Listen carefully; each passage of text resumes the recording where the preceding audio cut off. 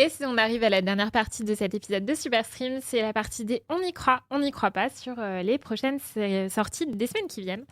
On commence avec Nouvelle vie à Ransom Canyon, le 17 avril sur Netflix. Ah, j'ai hâte. Moi aussi. Oh, mais je sais, Laurence, c'est tout à fait... C'est le nouveau Virgin River. C'est tout à fait le genre de truc qu'on va regarder. Non, moi, j'ai pas hâte du tout. Bah ouais, tu sais quoi, passe ton tour et va chercher des tueurs quelque part, va regarder Hardinero.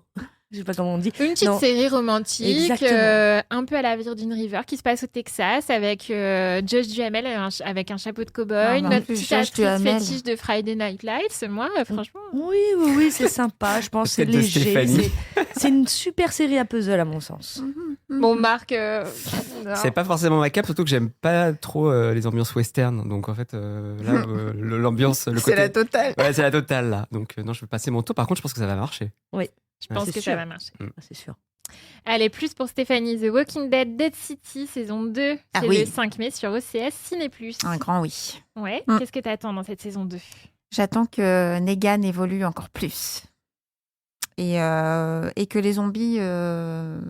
Non, que les zombies soient encore moins présents. Ok. Pas de lassitude quand même sur la franchise The Walking Dead avec le nombre de saisons qu'on a eu, avec tous les spin-offs, il n'y a pas un moment où... Non, parce qu'en fait, je trouve que chacun a son atmosphère différente. Et puis les saisons sont quand même assez courtes. Et les personnages, on les aime toujours autant. Donc, pour l'instant, zéro lassitude. Vers ma droite, j'ai totalement lâché. Mais je crois que je suis même pas allée jusqu'à la fin de Walking Dead. J'ai commencé certains spin-offs en me disant non, mais en fait, vraiment... Non, je peux plus.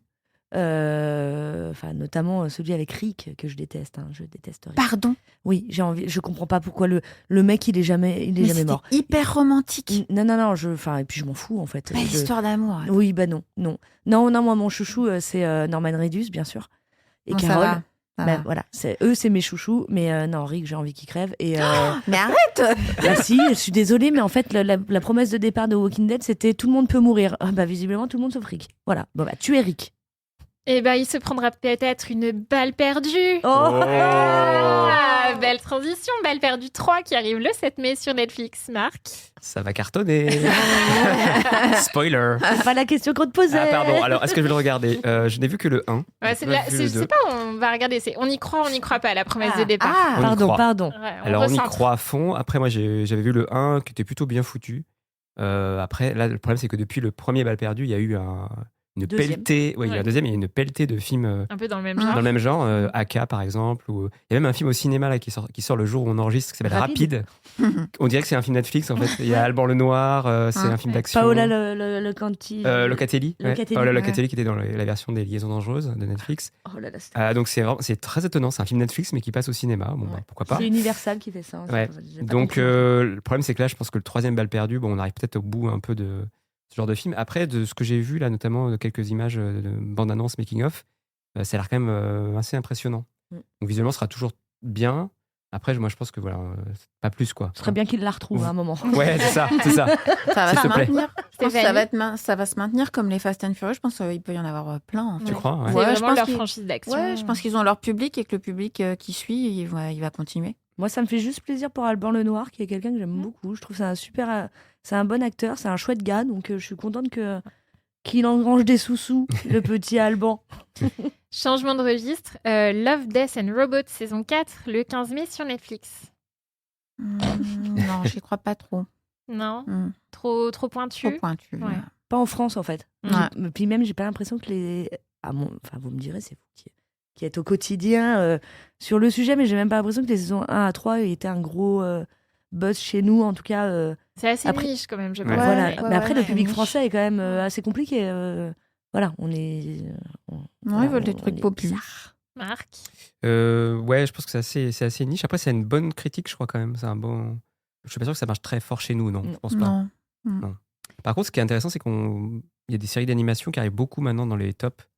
Des plateformes, notamment sur Netflix, je pense à Devil May Cry et ce genre d'adaptation d'animés, etc., qui fonctionnent bien et on n'entend pas assez Et par contre, le public, il est là.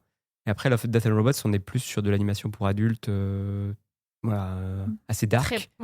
Assez pointu, dark et tout. Donc, il y a moins le phénomène de surprise du début. Ouais.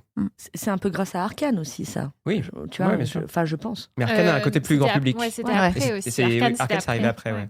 Mais Arcane a un non, côté mais le vraiment fait qu'aujourd'hui, en fait, t'as un nouveau public qui soit vraiment très consommateur de l'animé. ça, tu vois, sur l'anime. L'animation. Et dernière série qui va arriver le 22 mai sur Netflix, Sirens, avec un beau casting, notamment Julianne Moore, Kevin Bacon, Megan Fahey, qui a été dans The White Lotus, je crois, et Millie Alcock, qu'on a vu dans House of the Dragon, il me semble. J'adore Julianne Moore. Oui, j'allais dire, tu aurais pu t'arrêter à Julianne Moore. Hein. Ouais, C'est bon. voilà. De toute façon, la moitié des gens que tu as cités, je sais pas qui c'est. Tu aurais pu me dire, il y a Madame Michu et Philippe Tartampion. Je t'aurais dit, non. Tu vois leur visage. Une comédie noire qui se déroule dans un domaine balnéaire avec un week-end explosif. C'est White Lotus, ça. Ça fait aussi, moi, ça me fait aussi penser un peu à... Au truc avec Nicole Kidman. Exactement, Un couple parfait. D'ailleurs, ouais. dans lequel jouait Megan Fahey. Ah non, moi je pensais à l'autre sur Prime, tu sais. Nine Perfect Strangers, Ouais, un peut-être. truc comme ça, ouais. Le genre peut marcher, hein, en vrai. C'est Netflix? C'est Netflix. Bon, ça va marcher. Ouais. Peut-être plus à l'international aussi. Oui, c'est vrai que Julianne Un Moore, autre truc, même si moi mais, j'ai une passion incommensurable, je pense qu'elle n'a pas la même aura en France qu'elle peut avoir dans tous les autres pays du monde. C'est pour ça que je vous dis, on est les petits Gaulois, on est les Astérix. Ça dépend comment la série est écrite et réalisée aussi. C'est-à-dire qu'en fait, là pour l'instant, juste sur le pitch et sur le casting, moi j'ai tendance à penser que ça va marcher. Ouais. Après, effectivement, le traitement est un peu pointu, un peu. J'imagine que s'il y a Julianne Moore, on va pas être sur un truc forcément. Alors, ça peut être grand public, mais pas forcément en tout cas hyper popu. Non. Donc, après, a priori, elle peut changer. Hein. Peut-être on peut se dire, tiens, j'ai envie de faire un thriller un peu.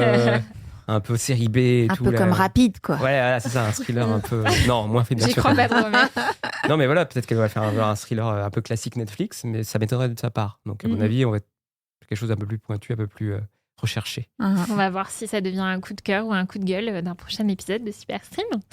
Et c'est la fin de ce nouvel épisode. Merci à nos invités, Thomas Détouché, Thomas Fourcroy, d'être venus défendre leur point de vue. On verra le mois prochain si nos auditeurs sont d'accord ou pas avec eux. Merci Stéphanie, Émilie, Marc. Merci pour à toi. votre bonne humeur légendaire, même si ça a failli déraper sur le foot. Et on vous donne rendez-vous le mois prochain. D'ici là, n'hésitez pas bien sûr à commenter et partager cet épisode.